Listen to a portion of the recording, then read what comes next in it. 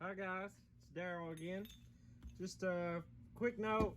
So if you buy a VZ61 Scorpion Cast Receiver, there's not much information out there about it, okay? They don't really they come bigger than your standard receiver. So here's a receiver I have that's I bought in a kit. I was going to re-weld, and one of these come up for sale on Gunbroker by Recon Ordnance with the cut receiver pieces. So I picked it up. It was already semi-auto before it was cut. So this is a semi-auto receiver, okay?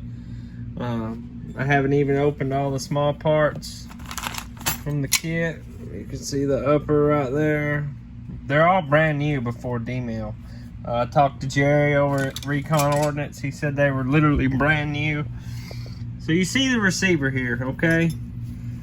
You can see how thin, let's see, you can see how thin it is. Now look at it compared to this one.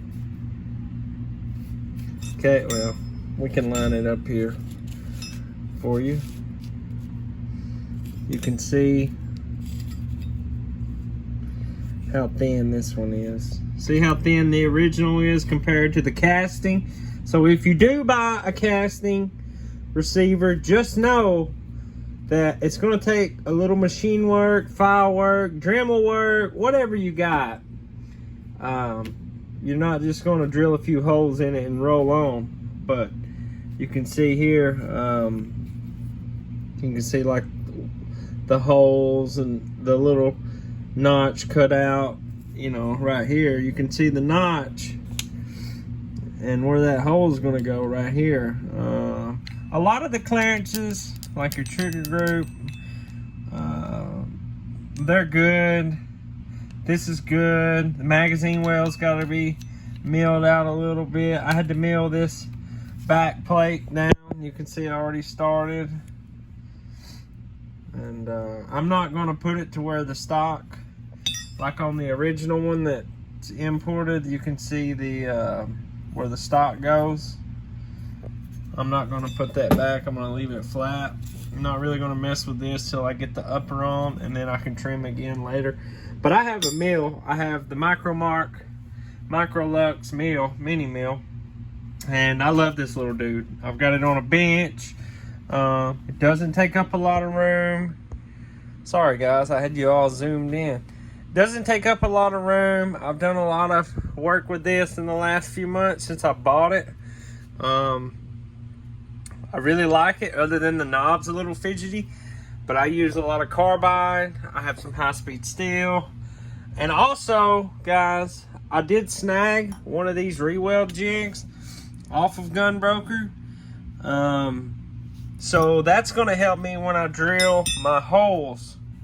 Okay, I'm going to drill my holes for my trigger pins and all that. And these little other things I can just reference and drill myself. But for like the holes in the sides of the receiver, the lower receiver, I'm going to use the jig. I am making some more of these, because I know a lot of people ask me for one, so I've got 4 that I'm going to make. I've got enough material to make them. I asked the guy. He said it was fine that I bought this from, so that's cool. He said he didn't want to feel full with it, so I'm going to make some. Robert Bowman has more kits coming in a few months. I did talk to him, and so I don't know if they will come with the cut receiver or not. But I got lucky and got one with the cut receiver and the barrel, because the barrel's hard to find. Also, I'm getting into 3D printing now. I've got an Anycubic Mega Pro, I think, coming in. So I'm going to print the lower receiver with my 3D printer as well for this. They have one that'll take a AR fire control group I saw on there, so might give that a whirl. I really want one kind of original though. That's the whole reason I bought the casting, was because I wanted a steel receiver. I may grab another parts kit. The only problem is there's a few now on Gunbroker that come with the barrel, But I also was thinking about it, 30 cal, you could take a 303 Brit, like a brand barrel. I have an old brand barrel, original. I might cut it down and just turn myself. I have a small lathe. I have the Microlux lathe, so I could turn it down, cut. It's not very long. I think it's only like 4 inches long or so. But yeah, I know I can print a receiver, but I'm still learning on my mill. So I think this would be a good way to get some machining practice in. Still got a ways to go here, but yeah, just because I saw a few people asking online about the receiver casting. They couldn't find information. Well, this is what they look like, okay? And they're thick, okay, which thick is good. You can take it down yourself. Better to be thicker than smaller and you can't even use it. So I may give an update once I get it together or something. But for now, just anybody out there looking for info on the receiver casting from Recon Ordnance, they're fine. They're just a little thick. You just gotta either file it, Dremel it, mill it, whatever you got. Grind it, however you can get it milled down, do that. So just thought this might help somebody out. If they're waiting to pull the trigger on one of these or not. I know a few popped up on Gun Broker here and there, and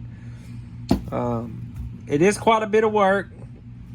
The re-weld jig's really going to help me out a lot, having that for locating my holes and stuff. But that's it. Y'all have a great day. It's Friday. God bless.